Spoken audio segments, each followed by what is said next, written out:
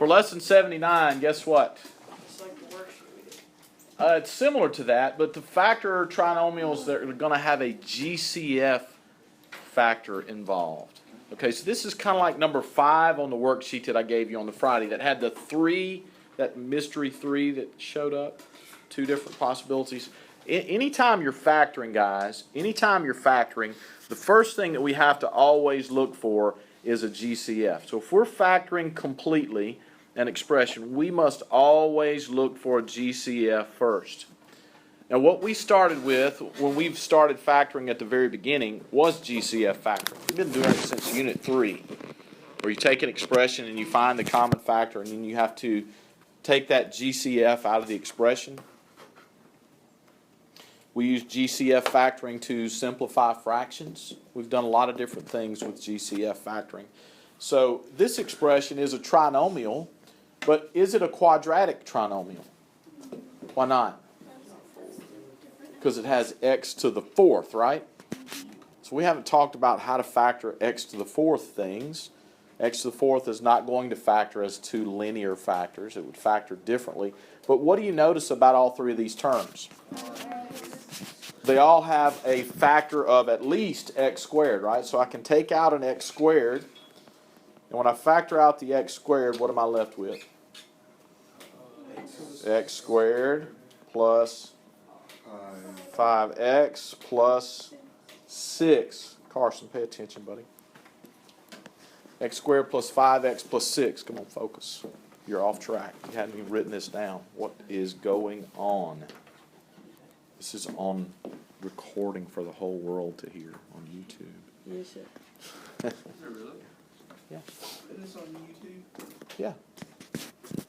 Why not? Why would you? So my students who are absent can see it if they need to. You should put it on television. So where's the recording at? Where X squared times x squared plus 5x plus 6. Now when we do take out the GCF, what are we left with on the inside of the parentheses? Something we need to factor. Something that we can factor, right? It's a quadratic expression, x squared plus bx plus c.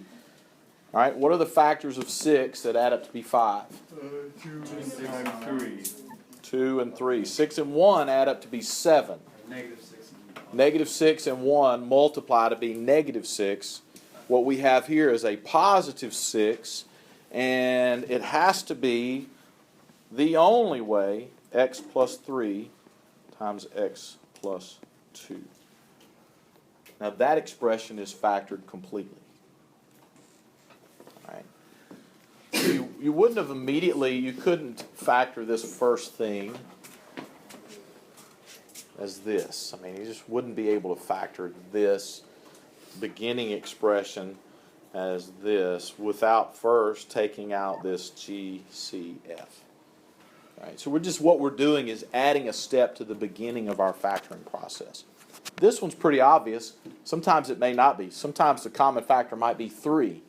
And you can factor it the other way, but you still have to look for a GCF and take the GCF out first before you can factor the expression completely. 4x cubed minus 4x squared minus 80x. Now again, this one's not very deceptive because clearly we've got to do something. Why do we know we have to do something here?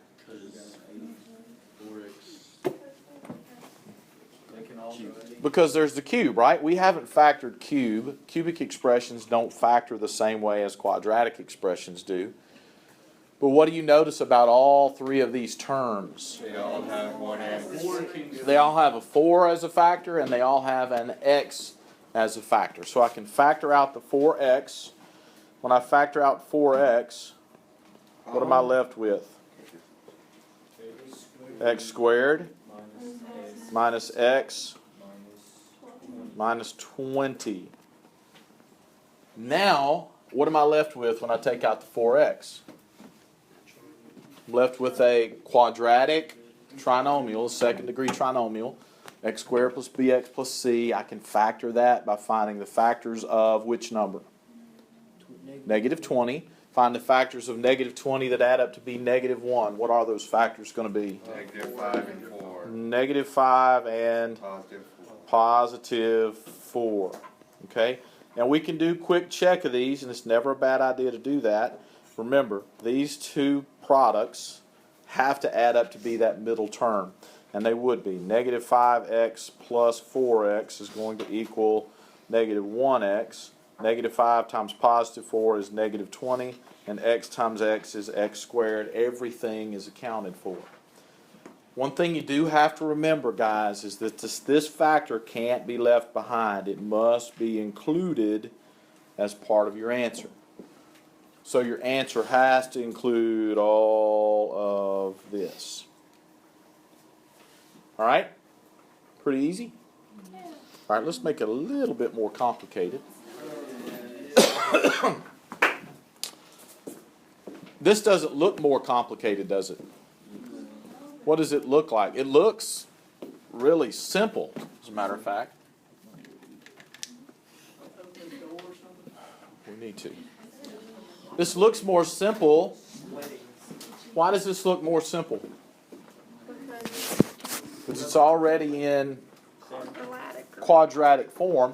What's different about this than any that we've dealt with? There's a negative in front of the x squared. Right? You're right, Gray. We don't have any interesting common factors. But if there is a negative sign in front of our quadratic expression, how would you factor that? I mean, if we were factoring this the way we would have been doing it, then I would need to say negative x and positive x, and that's very awkward, isn't it? So if you have a leading negative, are y'all listening to me? If your leading coefficient is negative in your quadratic expression, we got to factor it out to be able to use the simple factoring processes that we've done to this point. We've got to factor that negative expression out. So I'm just going to take a negative out. You can put negative 1 there if you'd like.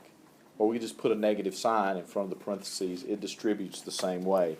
And when I take out that negative, all the terms on the inside change. Oh, you just change all the signs? Yes, that's what factoring out a negative. What is that negative going to do to everything inside that parentheses? It changes its sign, right? So now we're going to have to find the factors of negative 56 that add up to be negative 1. Negative 8 and positive 7, I can go for that, right? We want lots of these easy ones like this. Now we say that's easy, but you've got to remember to factor out that negative sign first. It just makes it much, much easier to factor on the second. Just think about what you would be doing in the first one. Are we finding the factors of 56? Are we finding the factors of 56 that add up to be positive 1? We're not, right? We're factoring, we got to go back to our other method, and we got to take this negative 1 and multiply it times that. So we're finding the factors of negative 56 that add up to be positive 1. Then what do you do with that negative x squared? It's just really clunky and awkward if you don't factor the negative out. Agreed? Mm-hmm. Agreed. So if we have a negative sign at the front, remember we got to get rid of it by factoring it out. Okay? Next example, similar to this one.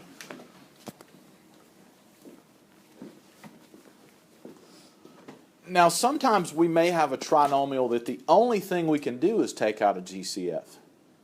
The part that's left behind may not factor. So kind of be aware of that. But we can factor out a GCF in this expression, can't we? What can we factor out? 3 and x. But because that leading term is negative, we need to kind of be thinking about that, right? We need to take out negative 3x. So take out the negative 3x, and that will leave us with x squared plus, remember we're changing signs, minus 3 times what is 72? 24. 3 times 24 is 72.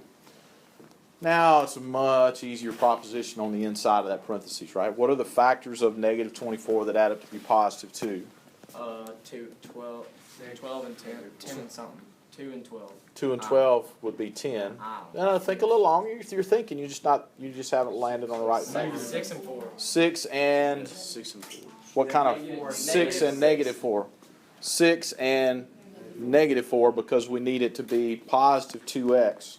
So we would don't forget the negative 3x. If you forget to bring down that factor, you've missed it. Positive 6 and negative 4 is what we're looking for. Is this the quiz? Is this This is not on the quiz tomorrow. No. The quiz tomorrow just covers the other types of factoring before this. This is on the test.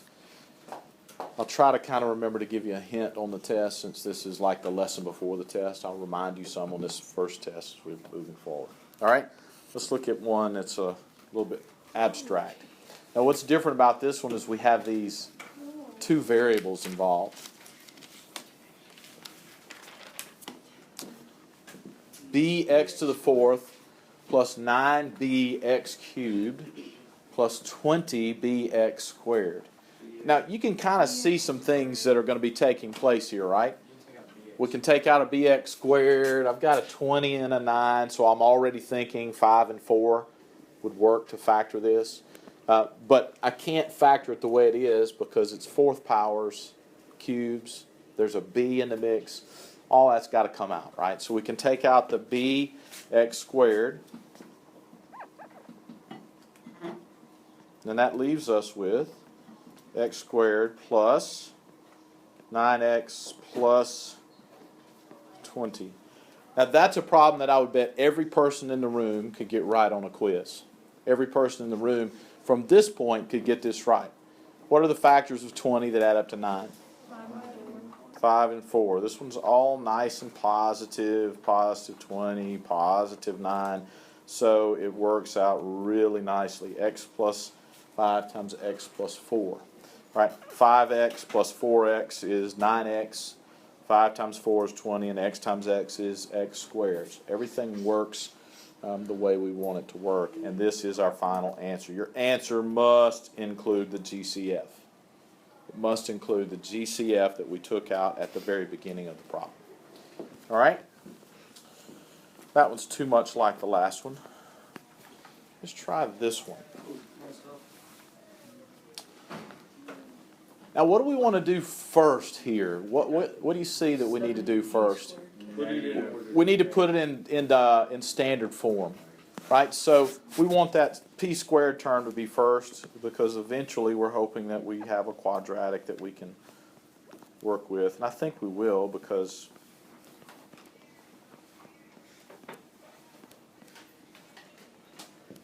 seven p squared k minus 14 pk minus 105k. Hopefully 7 will go into 105. That would simplify things, right? Does it? Yes. 7 times 15. Okay, so we can take out a 7k, and that will leave us with p squared minus. Oh man, 2. I was about to make a mistake there. 2p minus 15. Now, this is the point where you have to be careful. Sometimes what's left inside the parentheses here will not factor. Will this factor? Nope. Easy now. Are there any factors of negative 15 that add up to be negative 2? Yeah, there is. What are they? Negative 5, negative 3. You keep getting your signs right. What's 5 and negative 3? If you're subtracting, what's 5 minus 3? 2. Do I need a 2?